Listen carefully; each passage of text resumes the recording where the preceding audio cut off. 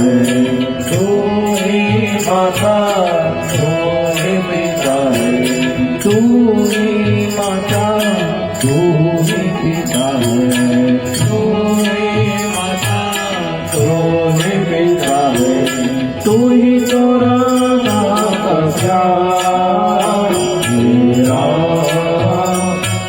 तेरा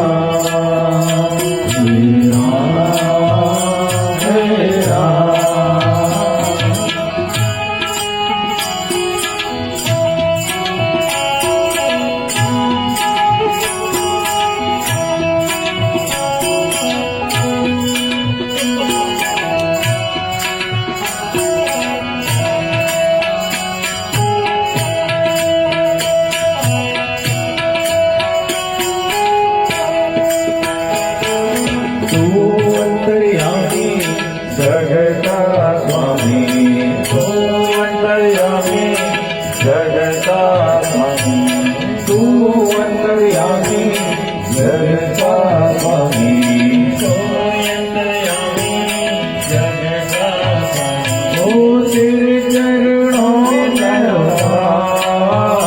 मेरा तेरा तेरा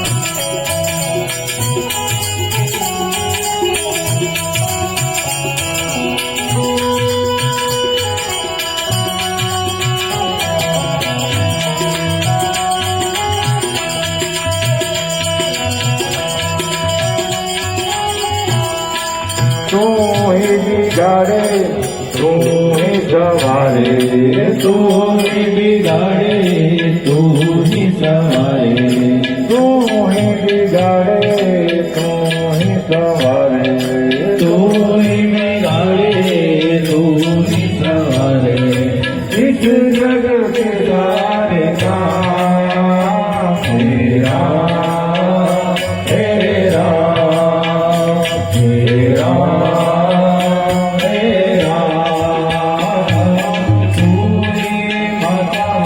तू ही पिता है तू ही माता तू ही पिता है तू ही तो राधा श्याम तेरा तेरा तेरा तेरा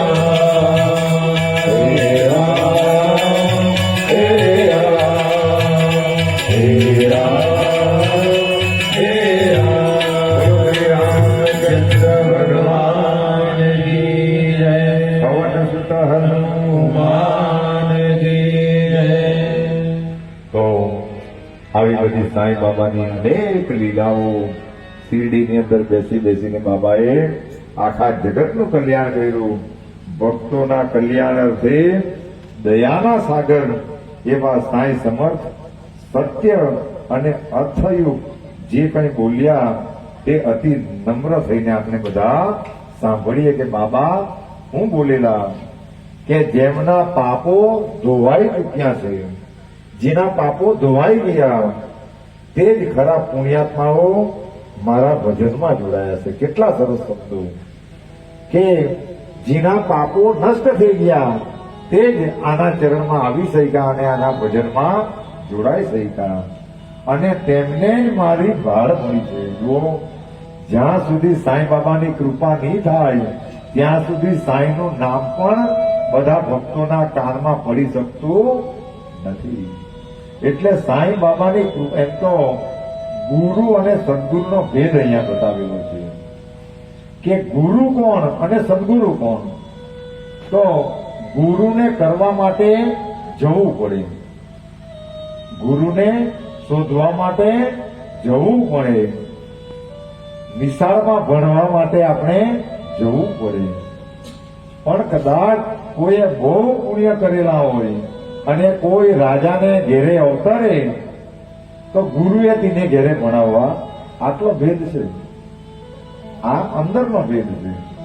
તેમ ગુરુ કરવા જવું પડે, એને શોધવા જવું પડે, પણ સાચો સદગુરુ એ એના શિષ્યને શોધી કાઢે, ગમે તે રીતે શોધી જ કાઢે.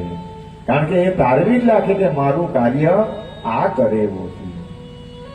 આ બહુ અનમોલ વસ્તુ છે. તો તેમ જેના ખરાબ પુણ્યાત્માઓ મારા ભજન અને તેમને મારી ભાળ મળી છે. સાંઈ સાંઈ આ હું નિત્ય બોલશો તો હું 7 સમુદ્ર પાર હશો, તમે છતાં તમારું કાળજીપૂર્વક રક્ષણ કરીશ. કેટલા સરસ કે ભલે મારો ભક્ત 7 સમુદ્ર પાર હશે તો પણ મેં તેનું ત્યાં રક્ષણ કરીશ. આ સાંઈ બાબાના શબ્દો છે.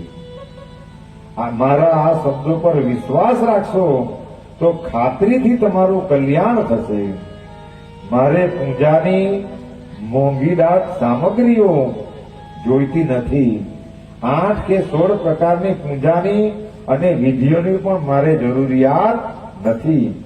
કેવળ જ્યાં પુષ્કળ ભક્તિભાવ હશે, જો અહીંયા ભક્તિની વાત આવી કે જ્યાં પૂર્ણ ભક્તિ હશે તે ઠેકાણે મારી હાજરી રહેશે. ભક્તિની જરૂર એટલા માટે છે. એટલે દરેક જગ્યાએ મંડળોની અંદર બધા પૈસાને પ્રાધાન્ય આપે, પ્રગતિને પ્રાધાન્ય આપે, પણ ભક્તિ પર કોઈ પ્રાધાન્ય આપતું.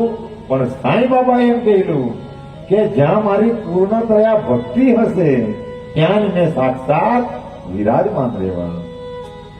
એટલે અમારા ગામની અંદર પણ મેં ગણપતિમાં બધાને કહેલું હતું કે જ્યાં સુધી તમે બધા ભક્તિ પર ધ્યાન નહીં આપશે ત્યાં સુધી ભક્તિ બીજી વસ્તુ અસ્તિત્વમાં આવવા દેતી નથી. એટલે દરેક જગ્યાએ મંડળો પર પૈસા છે, બધું જ છે, પણ ભક્તિ નહીં મળે. એટલે ખાલી પૈસા પણ કામ આવી શકતા નથી. મંડળો એટલે ચાલે નહીં.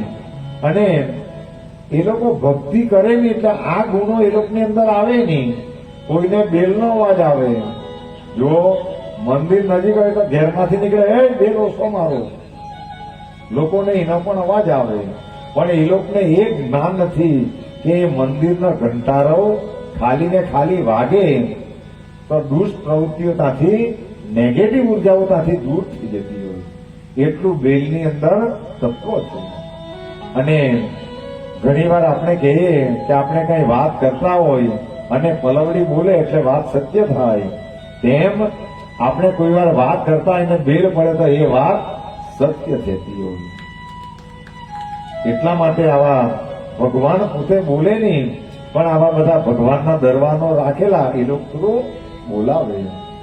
જેમ કથા સાંઈ બાબા કરે નહીં, પણ આપણા જેવા અભણ માણસો પર પણ એ બોલાવીને કરાવી દેતા હોય. આ તો આપણો ખાલી એક ભ્રમ છે.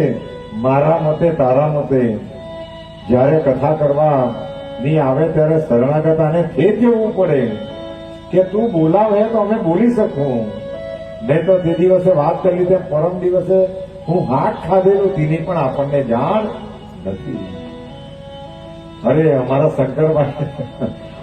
શંકરભાઈ જેવાને કોઈ વાર પૂછી પાડે આટલો સમય છે પણ મને એક વાર શબ્દ આવડી જાય પછી આવડે, કોઈનું નામ પણ હવે ભૂલી જાય. પણ આ સ્થિતિ થાય માણસની.